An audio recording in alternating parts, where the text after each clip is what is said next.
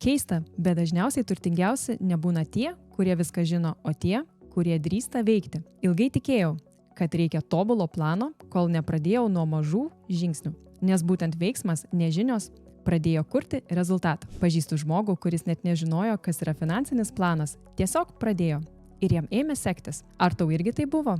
Viską suskaičiuoji, viską supranti, bet vis dar nepradedi? Dabar, kai informacijos daugiau nei bet kada ir dirbtinis intelektas gali suplanuoti beveik viską, lengva užstrigti analizėje. Todėl šie 5 kvaili bruožai veikia ypač gerai. Šiame video parodysiu, kaip per kelias minutes pereiti nuo analizės prie veiksmo, net jei pradedi labai mažomis sumomis. Sveiki, aš Auksė. Prieš kiek daugiau nei metus pradėjau domėtis investavimu. Iš pradžių maniau, kad reikia viską suprasti iki galo prieš darant pirmą žingsnį. Bet greitai supratau, vien žinios nieko nekeičia, jei viską tik dėlioji galvoje. Tad nusprendžiau pabandyti, nelaukti tobulo plano, o veikti tuo, ką jau žinau. Aš dar vis mokausi, bet būtent todėl noriu dalintis tuo, ką realiai bandau, nes kol mokaisi, atrodo, kad turi viską žinoti iš anksto, bet tik veiksmas iš tiesų pradeda kurti aiškumą. Ir kai pamačiau pirmus rezultatus, supratau, sėkmę dažniau prisišaukia ne tie, kurie viską žino, o tie, kurie pagaliau išdrįsta pradėti. Kai pradėjau į tai žiūrėti plačiau, supratau, tai ne tik mano istorija.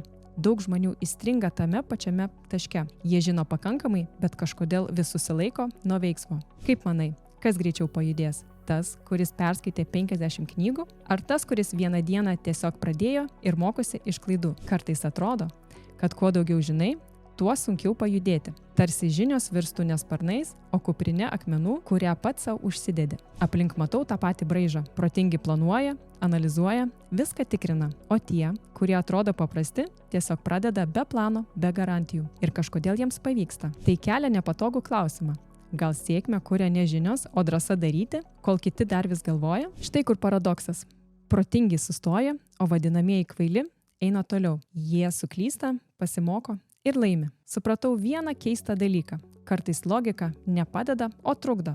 Ir būtent nuo to viskas pasikeitė. Tada prasidėjo mano kelionė, stebėjau žmonės, kuriems iš tiesų sekasi ir pamačiau 5 keistus, net vadinamus kvailus bruožus, kurie iš tikrųjų veikia, nes iš pirmo žvilgsnio viskas atrodė visiškai nelogiška. Pirmas – kvailas užsispyrimas. Kai pradėjau investuoti, viskas judėjo labai lėtai.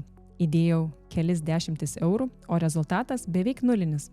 Atrodė, kad švaistau laiko. Atsimenu, sėdžiu su arbata prie kompiuterio, žiūriu į tą portfelį, o ten tik 2 euro centai pelno. Rimtai? Už tiek? Gal reikėjo tiesiog nusipirkti bandelę?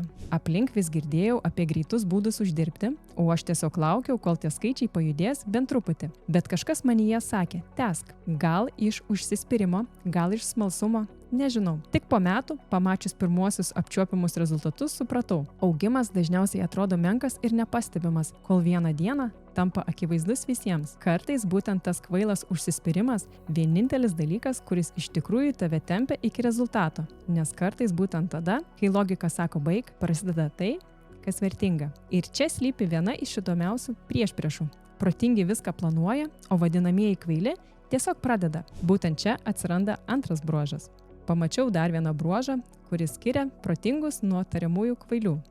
Veiksmą vietoje analizės, nes protingi laukia, kol bus pasiruošę, o kvaili tiesiog pradeda. Ir būtent todėl jie pajuda pirmi. Ar tau būna taip, planuoji, skaičiuoji, viską darai teisingai ir vis tiek stovi vietoje? Man tai buvo, net kai jau buvau pradėjusi investuoti. Vieną vakarą sėdžiu prie savo plano, lentelės, grafikai, užrašai. Viskas sustyguota, tik tobulo veiksmo nėra. Viską tikrinau po kelis kartus, tarsi bijočiau paspausti ne tą mygtuką. Pasijutau kaip mokinė, kuri ruošiasi egzaminui, nors jis jau vyksta. Ir tada įvyko absurdiškas dalykas. Pamiršau paspausti pirkti mygtuką.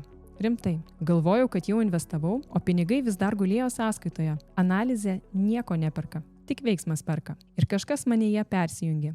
Nuo tobulai žinoti į tiesiog daryti. Tada viskas atrodo daug paprasčiau. Mažiau planų, daugiau žingsnių. Kartais netobulas veiksmas duoda daugiau nei 100 teisingų minčių. Kartais būtent judesys be garantijų tampa tuo, kas viską pakeičia. Ta patį matau ir investavimą. Vieni metų metus analizuoja, laukia tobulos įėjimo dienos, o kiti tiesiog pradeda nuo mažų sumų. Ir būtent tie maži, netobuli bandymai dažnai virsta didžiausiamis pamokomis, nes rinkoje, kaip ir gyvenime, mokaisi neskaičiuodamas, o darydamas. Ir čia atsiveria trečias bruožas – emocinis intelektas. Vieną dieną turėjau rimtesnį pokalbį apie investavimą. Pirmas impulsas – elgtis kaip viską žinanti. Juk, kai kalba eina apie pinigus, norisi atrodyti užtikrintam. Bet tą dieną kažkas manyje tyliai pasakė, būk tiesiog nuoširdi. Tad vietoj sudėtingų klausimų tiesiog pasakiau, žinot ką, paaiškinkit man kaip 5-metį, nes aš dar visko nesuprantu.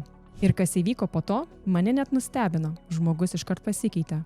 Nuo to dirbtinio tono perėjo prie šypsenos. O aš tuo metu sėdėjau ir galvojau, oho, tai tiek tai reikėjo pasakyti, kad nežinau. Ta akimirką pajutau, kaip dingo įtampa, kaip pokalbis tapo nuoširdus. Ir tada tapo aišku. Emocinis intelektas nėra apie tai, kaip atrodyti protingai. Jis apie gebėjimą būti savimi net tada, kai nežinai visko. Įdomu, kiek pinigų mes tyliai prarandam vien dėl to, kad per daug vaidinam, jog viską suprantam. Bet tada prasidėjo sunkiausia dalis – drąsa atrodyti kvailai. Nes teoriškai tai skamba paprastai, bet kai reikia tai pritaikyti realiai, tampa tikru išbandymu. Kai pirmą kartą įrašinėjau šios video, širdis daužėsi taip stipriai, kad nesunku buvo susikaupti. Rankų neturėjau kur padėti, net balsas virpėjo. Galvoje sukosi ta pati mintis. Ką aš čia darau? Kam to reikia? Klausiau savo balsą. Jis skambėjo keistai. Ir tada atėjo ji. Baimė, kad gal visai ne man tai daryti. Tačiau tada prisiminiau save, tą, kuri kadaise ieškojo žmogaus, ieškančio be sudėtingų žodžių, be kaukės, be eksperto tono. Ir pagalvojau, gal būtent tokio balso dabar kažkam reikia. Tad įrašą vis tiek įkėliau. Jei nori pamatyti, kuris tas pirmas vaizdo įrašas, dešinėje paliksiu nuorodą. Galėsit patys įvertinti, kiek pavyko užmaskuoti tą neužtikrintumą. O jei tau artimas tokios temos, drąsa, pinigai, bandymai ir klaidos, kviečiu paspausti like ir subscribe. Taip parodysi algoritmui, kad šitom temom reikia daugiau erdvės. Niekas nepražuvo, dangus nenukrito, tik išmokau vieną labai svarbų dalyką. Drąsa atrodyti kvailai dažnai ir yra pirmas žingsnis į prasmę. Nes kol kiti laukia, kol atrodys tobuli, tu gali būti tas, kuris tiesiog drįsta pradėti. Ir kai nustoji bijoti, kad atrodysi nepakankamas, atsiveria vietos tam, kas tikra – vertės kūrimui. Supratau dar vieną dalyką. Yra žmonių, kurie visą energiją deda į tai, kaip atrodys, į titulą, į statusą. Ir yra kitų, kurie tą patį laiką panaudoja tam, kad sukurtų vertę. Vieni medžioja prestižo, kiti prasmės. Kai nustoji bijoti atrodyti nepakankamai protingas, pamatai, kiek daug aplink žmonių vis dar stengiasi taip atrodyti. Daugelis vis dar tiki, kad sėkmę lemia titulas, ne vertė. Tie, kurie atrodo paprasti, sukuria didžiausią vertę. Vieni galvoja, kaip atrodys CV, o kiti tiesiog kuria darbą, kurio reikia žmonėm. Kartais tai atrodo taip paprastai. Žmogus kepa duoną, siuva rankines ar kuria mažą internetinę parduotuvę, be diplomo, be plano B. Tiesiog mato problemą ir ją sprendžia.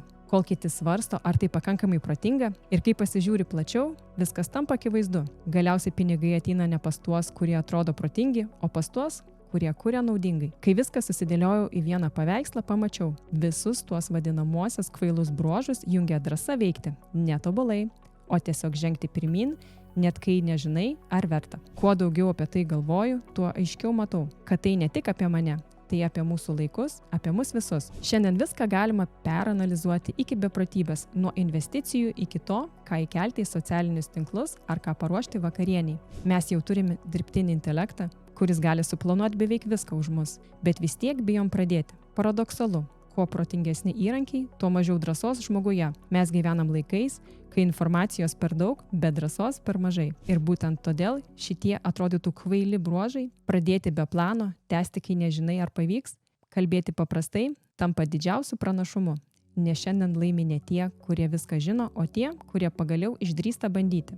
Kai atsisuku atgal, pamatau, kad mano kvailiausi sprendimai buvo patys drąsiausi. Tie, kuriuos darau iš smalsumo, ne iš tobulo plano. Tie, dėl kurių dvejojau, bet vis tiek pabandžiau. Ir dabar matau, būtent jie pakeitė viską. Nes sėkmė nėra apie tai, kiek žinai ar kiek suplanuoji. Ji apie tai, kiek kartų išdrįsti atrodyti kvailai ir vis tiek tęsti. Kartais užtenka vieno mažo žingsnio, kad suprastum, galbūt visai nereikėjo būti tobula. Reikėjo tik pradėti. Būtent todėl investavime, kaip ir gyvenime, laimi ne tie, kurie viską žino, o tie, kurie pradeda, nes pinigai mėgsta judesį.